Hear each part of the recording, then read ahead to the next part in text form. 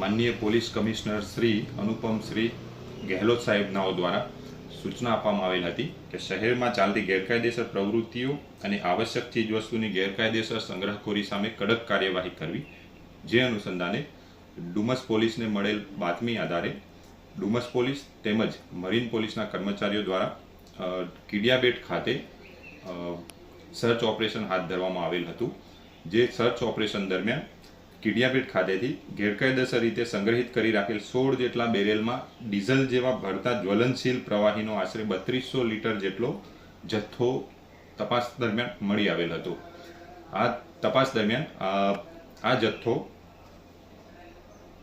સુલતાનાબાદ ગામના રહેવાસી મહેશ અમૃતભાઈ પટેલ તેમજ મોની રસિકભાઈ પટેલ ભીમપોર ગામ નાઓનો હોવાનું તપાસ દરમિયાન જાણવા મળેલ હતું। આ ઇસમો વિરુદ્ધમાં ભારતીય ન્યાય સંહિતાની કલમ 287, 288, 61(2)A, 54, 35 અને જરૂરી ચીજવસ્તુઓનો અધિનિયમ 1955ની કલમ 3, 7, 8, 10 મુજબ ગુનો નોંધી અને કાયદેસર કાર્યવાહી કરવામાં આવી રહી છે।